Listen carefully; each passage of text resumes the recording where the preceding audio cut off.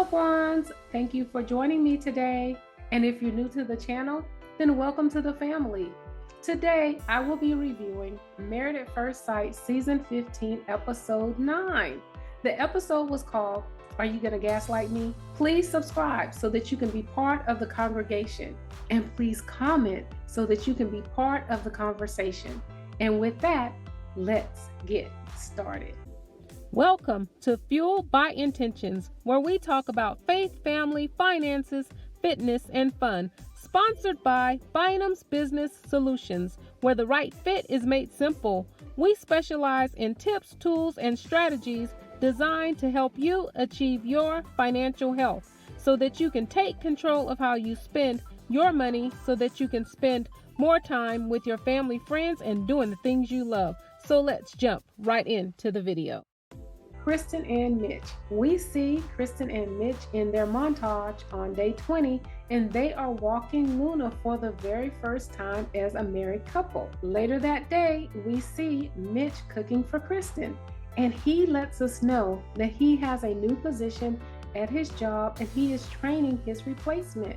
He then asks Krysten, what is her life goals? And she says that she wants to focus on him for now. She wants to have babies soon, and then she wants to become a real estate entrepreneur, and she wants to flip homes because she has her real estate license. She says that creating homes for someone means something to her. Mitch says that environmentalism intersects with social justice, and he is concerned that only the rich can afford houses. He says that he needs to process it. There was a little more in this conversation, but to me, the thing that stood out is that he said he needed to process it. And I think that sometimes when he is just talking, saying what he feels in the moment, that is part of his processing the different things. I really think that they can come to one accord on this particular issue, and I do not believe that only the rich can afford homes. And I think that Krysten, she stated her purpose. She said creating homes for someone means a lot to her. So she said what her intentions of it was. Later on that day, we see them have the love conversation. Mitch has loved, but not sure if he's been in love. Krysten says she's been in love, and the last few times it has ended catastrophically. Mitch says that he is scared of a devastating ending because of what he has seen with his parents' divorce. Mitch wants to be in love and get the same in return and have a great family. Mitch says that they both have the kind of character behind what they want to do it right. Mitch can see them making it, and Krysten says their marriage is close to what she saw as her ideal marriage. They both believe that marriage is better than being single. Mitch apologizes after Krysten expresses that she needs his attentiveness when she is bearing her soul to him, talking about when he was cooking, she felt like he wasn't giving his all to her when she was talking about her real estate life goals. Krysten says that she does not want to live a life of guilt, but a life that she's worked hard for. And Mitch says that he wants to live a life of moderation. Krysten took a drink and shut that conversation down because she knew it was about to go left. I think they can strike a balance in this area, but I think it's going to take many conversations. My question is, renting versus buying, which is living in moderation? Because you have to pay for someone to live, whether you are renting or buying. So let me know what you think in the comment section. We then see Krysten and Mitch on day 21 at karaoke, and this was one of my favorite parts. It looked like they were having so much fun. They let us know that Krysten loves karaoke, and it was so cute because she wanted to sing a song that she sang in high school from the 90s, but she didn't want to tell us her age. But does she not know that every time she comes on camera, it says Krysten, age 32? So I'm not sure if she's seen Married at First Sight. Well, we know she has, so maybe she forgot that every time she comes on screen, they remind us of how old she is. I think this is one of the reasons why their marriage may last, because they look like they were having so much fun together, and it looks like they are truly becoming friends. I agree with Mitch that it is really nice to see people having fun and letting their guard down. And I thought Mitch did a great job rapping. I thought it was really cute, fun, and I agree with Krysten. He put 100% into that date, at least that part of the date. We then welcome them to the world of relationships, when that one thing or that one word makes the conversation go left. Mitch begins to talk about developers who buy property above market value and price out working families on the upsell. He says it's not illegal, but it's unethical. Krysten's answer was that she is not trying to be a huge corporation, but is being compensated for the fruits of her labor. However, I don't think she really answered his question, because his question was big developers coming in, buying houses over their market price, I'm assuming that he was saying, and then they higher the price and sell them to people, working families. Krysten then indicates that she is open to learning about environmentalism, coastal policy, and sustainability, and she hopes that he is interested in learning about her dreams as well. I wish the conversation would have stopped there, because I think that then that just could have ended it. They would have had a great night and they could have just moved on. But it didn't. Most developers are not paying more for a home. They are getting it as cheaply as they can, and then they renovate the home, they fix it up, and then they garner a profit. With the concept of home inspection, comparable comps, and banks not wanting to lend money based on an overpriced home, I think that if buyers do their due diligence, that they can get a fairly priced home. I think that the last time the housing fiasco happened, I don't think it was because homes were more than the market allowed, but I think it was more so because banks were qualifying buyers for homes that they could not afford. But hey, you know what? I'm new to this real estate game, so if you know more about it than I do, or you want to educate me, please sound off in the comments. I think it's a lot on both ends. Consumers need to live within our means and not buy a home that is outside of their income budget.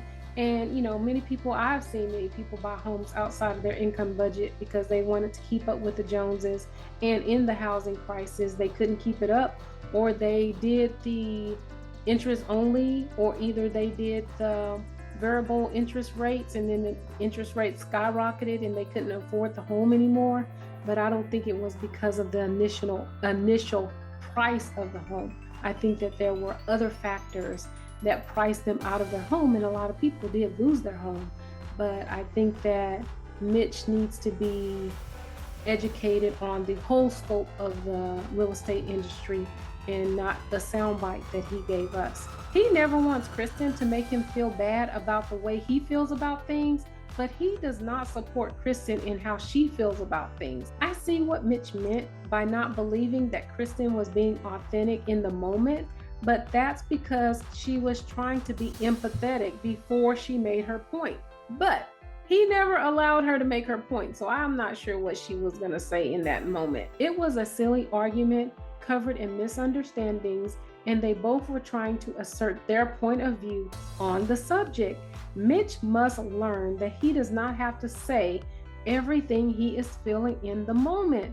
Sometimes you keep things to yourself until you are able to properly vet the subject. So I think that is what Mitch is going to have to learn in order to make this marriage or any relationship really work. I think with more conversations and Mitch taking the time to learn about real estate, they will be happy real estate homeowners and flippers. I think that they can make this work. We then see Krysten and Mitch on day 23 at the beach cleanup that Krysten set up. Krysten lets Mitch know that she brings a lot to the table, and she does not want her thoughts and dreams twisted into something negative. She does not want to feel that he is ungrateful for her, because that will breed resentment.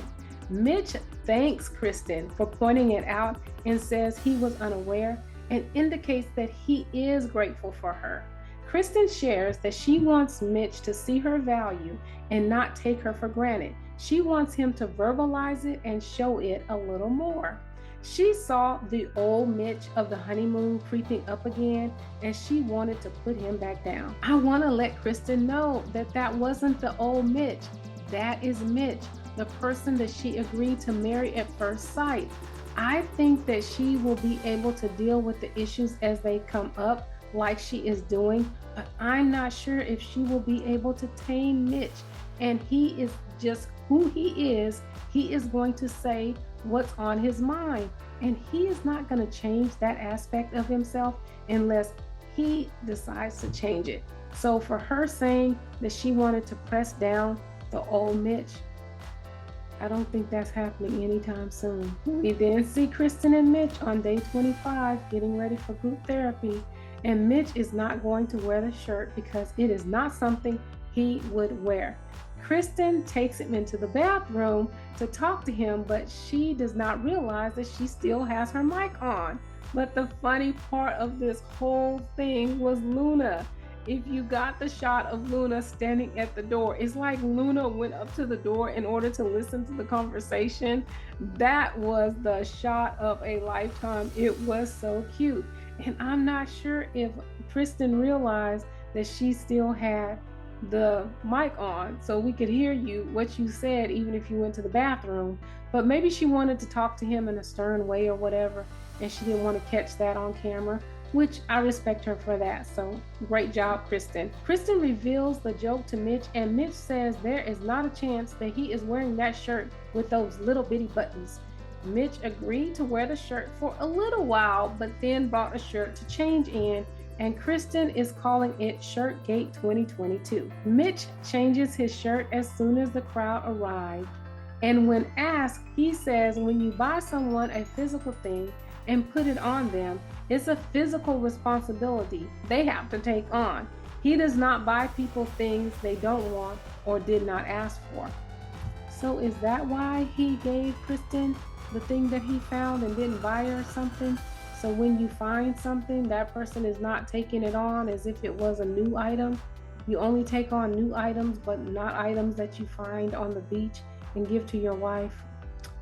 I thought that whole conversation was weird, and Krysten thought it was weird too. He says that he does not want to be forced to do things because he has been forced all of his life. So I really would have liked to hear a little bit more about that, because I do think that our upbringing and our experiences make us who we are today. And maybe he has some trauma behind that, where he was forced to do things that he did not want to do, and that's just his trauma that he is bringing to the relationship. But I don't totally agree with him on that, because he does do things that he does not want to do. Because most of us who have a job, we have a supervisor, and we do things on our job that we don't want to do. And Krysten is not asking him to do anything immoral or illegal. So I think he only listens to people that he wants to listen to, but to really believe that he never does things that he doesn't want to do when he lives in this society and he has a job. I'm sure there has been some decisions on his job that he's had to live with that he didn't want to do, as long as it's not immoral, unethical, or illegal, or and not, for me, against my Christian values. So I don't think that that's totally true. I think that he just rebels in areas that he wants to. We then see them in their group therapy session with Dr. Pia, and we were so glad to see Dr. Pia. She was just wonderful. She did an excellent job. I really wish that she had been able to spend more time with the couples and possibly even had a one-on-one session.